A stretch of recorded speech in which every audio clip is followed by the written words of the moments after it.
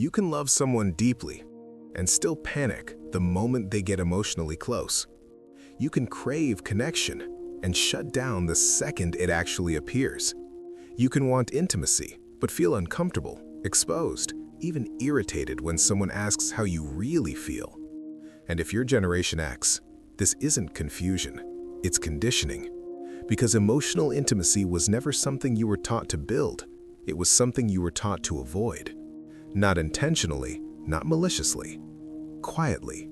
You were taught to handle things yourself, to stay composed, to not need too much, to not make things heavy, to not depend.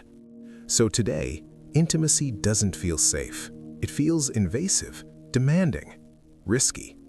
And most people don't realize this is why so many Gen X adults feel disconnected, even in relationships that look stable, loyal, and long-lasting. This isn't about lack of love, it's about lack of emotional access. And that difference changes everything. For Generation X, intimacy was never modeled as emotional openness, it was modeled as endurance.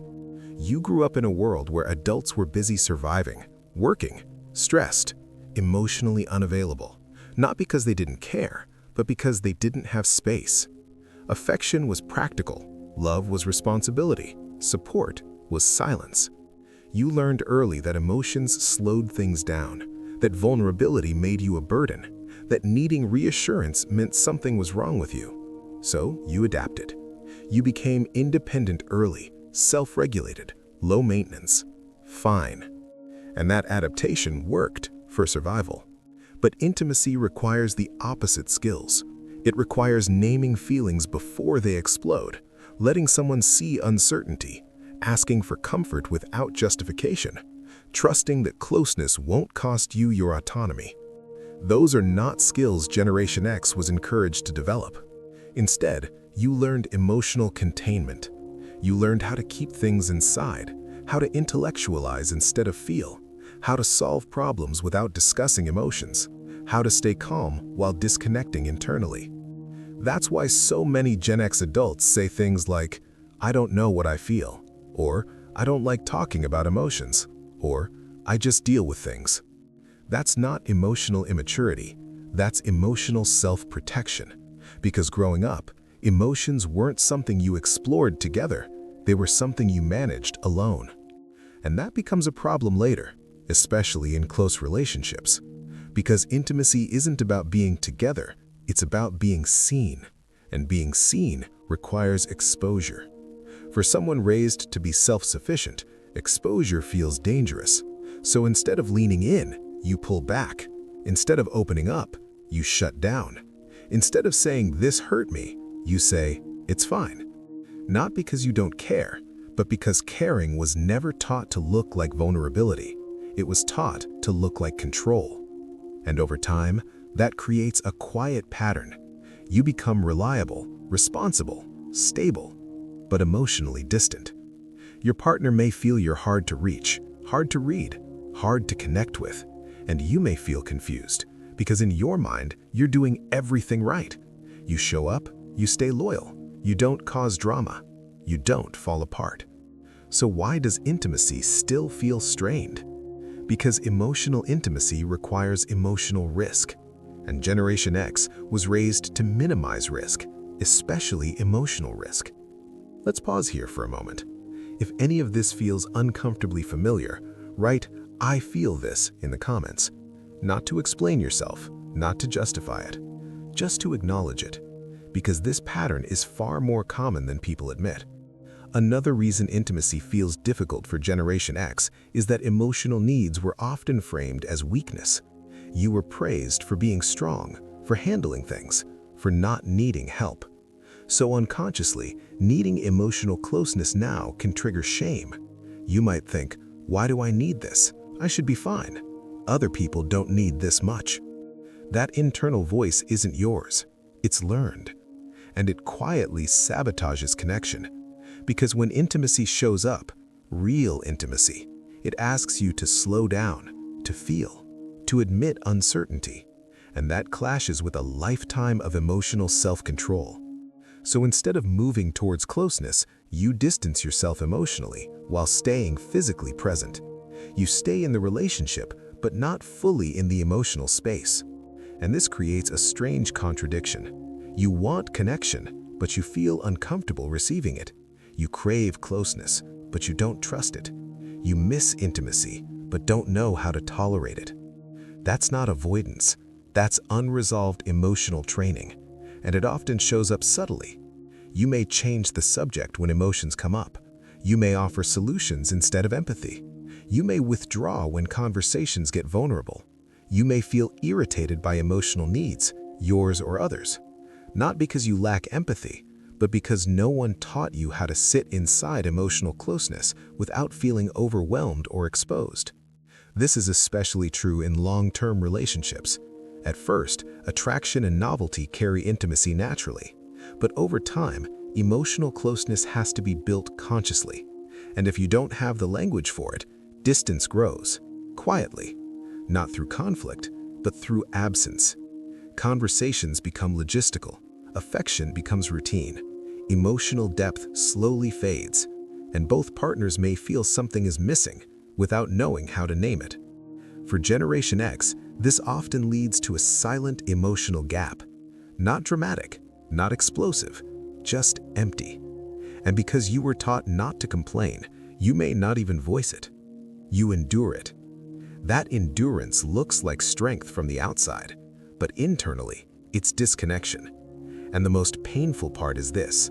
Many Gen X adults blame themselves for struggling with intimacy. They think they're cold, broken, emotionally limited. They're not. They were trained for independence, not intimacy. That distinction matters, because intimacy isn't a personality trait, it's a skill. And skills can be learned, but only once you stop blaming yourself for not having them earlier. Before we go further, take a moment. If you've ever felt close to someone physically or practically, but emotionally distant in ways you couldn't explain, leave a comment that says, "This explains a lot." You're not alone in this pattern, and you're not defective for it. You're responding exactly the way you were taught to. Most people think emotional intimacy means talking more, sharing deeper thoughts, being more expressive. But for Generation X, the real struggle isn't talking, it's tolerating closeness. Because emotional intimacy doesn't just require words, it requires staying present when emotions rise. And that's where the system breaks. When emotions intensify, your body reacts before your mind does. Tension, restlessness, a sudden need for distance. Not because something bad is happening, but because closeness activates old emotional alarms, alarms built in childhood. Many Gen X adults grew up emotionally managing the adults around them, reading moods, avoiding conflict, keeping things smooth. You learned early that emotions complicate things, so you became emotionally efficient, low maintenance, easy to deal with, and people praised you for it. But emotional efficiency comes at a cost. It teaches you to suppress emotional needs before you're even aware you have them. So later in life, when a partner asks for emotional depth, it feels like pressure, not intimacy. Because intimacy requires you to slow down, to stay with discomfort, to let emotions exist without fixing them. And that's something you were never taught. Instead, you were taught resolution, solutions, functionality, which is why many Gen X adults respond to emotional moments with logic, advice instead of empathy, silence instead of reassurance, distance instead of presence. Not intentionally, automatically. And over time, this creates a painful emotional mismatch. One partner feels unseen, the other feels overwhelmed. Both feel alone. If this dynamic feels familiar, pause for a moment and write "I see this" in the comments, not for engagement, but to acknowledge the pattern, because awareness is the first crack in conditioning. Here's another layer most people miss. Emotional intimacy requires trust in emotional safety. And Generation X learned early that emotions were not always safe. Maybe they were dismissed, mocked, minimized or ignored. So your nervous system learned a simple equation: emotion equals risk. That equation doesn't disappear with age or marriage or love. It stays active until it's consciously challenged.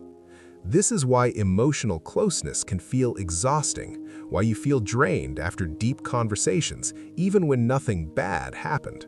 Your system is working overtime trying to stay regulated. So eventually, you pull back. You retreat into independence because independence feels calm. But independence without intimacy becomes isolation. Not dramatic isolation, quiet isolation. The kind that slowly numbs connection. And here's the hardest truth. Many Gen X adults confuse emotional neutrality with peace. But peace without connection becomes emptiness. And that emptiness is what shows up later, in midlife, in long-term relationships, in moments of silence. Not because love is gone, but because emotional access was never built. This is why forcing vulnerability doesn't work. You can't pressure your way into intimacy. You can't logic your way into safety. Intimacy grows when emotional presence becomes tolerable, not overwhelming. That starts small, not with big confessions, but with staying present a few seconds longer. Naming a feeling instead of explaining it, allowing silence without withdrawing, listening without fixing. These are skills, not personality traits. And skills can be learned at any age.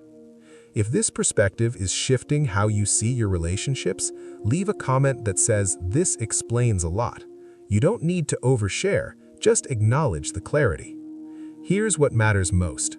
Struggling with emotional intimacy does not mean you're broken, cold, or incapable of love. It means you adapted intelligently to an emotionally limited environment. That adaptation helped you survive, but it doesn't have to define your future. You don't need to become someone else. You don't need to relive the past. You just need to understand that your discomfort with closeness makes sense, and understanding creates choice. If you want more content that breaks down emotional patterns without blame, without shame, and without therapy jargon, subscribe. This channel is for people who learned to be strong early and are now learning how to be connected. Emotional intimacy isn't about changing who you are. It's about teaching your nervous system that closeness no longer means danger. And once that lesson starts to land, connection stops feeling like a threat and starts feeling like home.